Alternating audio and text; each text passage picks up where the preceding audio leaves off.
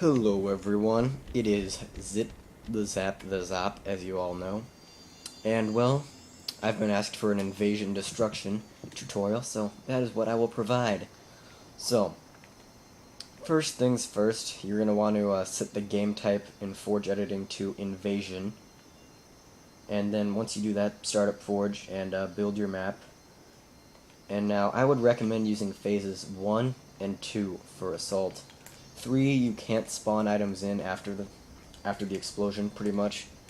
So it's not worth trying. I think it's way more complicated. So phases 1 and 2 are good. So anyways, build up your map as though how it's gonna look pre-bomb explosion on phases 1 or 2. Or 3 if you're daring. You could do 3 also. So just, build it up. Be working on all that good stuff. I'm just gonna use this wall right here as an example. So then, once you've got your map all built up, like this wall, you're going to want to hover over an item, or the items. Just do this to the items you want to delete, I'll put it that way.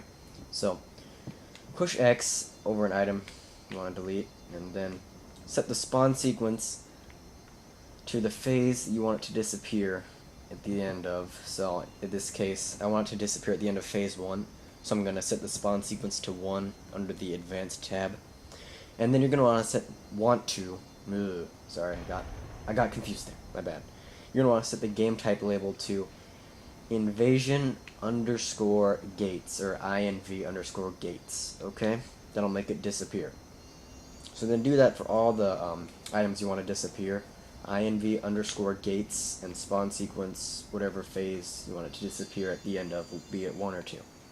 Okay, so I'm going to have those 2 walls disappear. I just hovered over for a second. Now, once you're done that, you're going to want to spawn in your rubble. I'm going to use railings, I guess, because they look like railings. I don't even know. So now you're going to want to set the spawn sequence on the railings to what phase you want them to appear at the beginning of. Okay, we want these to appear at the beginning of phase 2. So we're going to set the spawn sequence to 2 and the game type label to INV underscore weapon.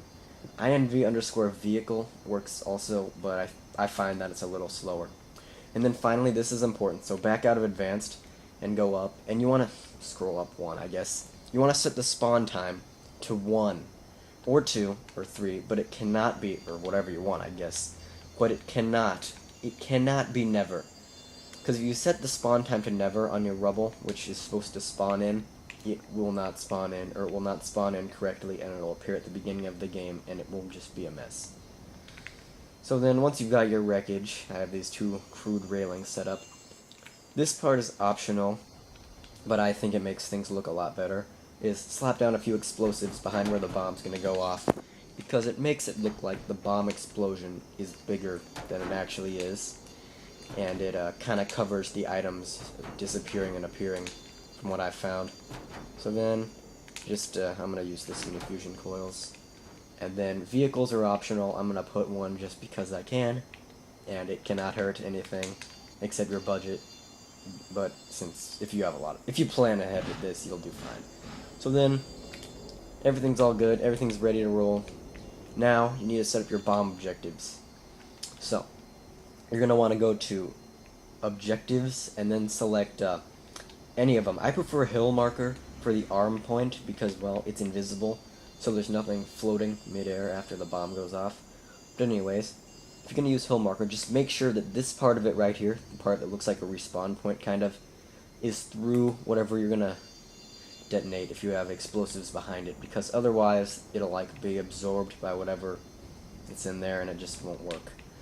So then, go into advanced and set the spawn sequence to whichever phase you want it to be active in. I want this to be active in phase 1, so I'm setting the spawn sequence to 1. Then set the game type label to INV underscore objective. Now that's for arming. And then the bomb spawn, I'm going to use a capture plate so it's easy to see. Set it right here. Now you're going to want to label the capture plate or wherever you want the bomb to spawn at. So set the spawn sequence to 1, if you want it to be in phase 1, or 2, or 3, whatever. Then set the game type label to INV underscore objective underscore flag. Okay? So now, once you have all this done, I'm going to slap on a respawn point real quick in case I die when the bomb goes off. Can't hurt to be safe. So then, once you've got all this done, go ahead and save the Game map, and I will over. see you guys in customs. Alright guys, so now we're in an invasion custom game, and before I set off the bomb, you need to Invasion edit the custom game oven. type so that whatever phase you have set for assault 1, 2, or 3 needs to be actually set as assault in the game type itself, or else it'll be like core capture or something of the nature, and well, that wouldn't be good. So anyways, now grab the bomb. We're gonna run up and arm it here in this arm point, which I like because is invisible. Bomb And taken. we're gonna see how it works out. So then once you arm it, you know, obviously run away. Then just sit back and enjoy the show and see how it works. Armed.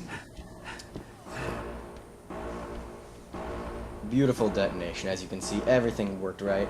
The 2 pieces disappeared, the rubber too, everything's all good, you have some burning rubble over there. So now, this can be integrated on a much bigger scale, as you know. And, well, like, that's all. I am off, guys. Hope you like it.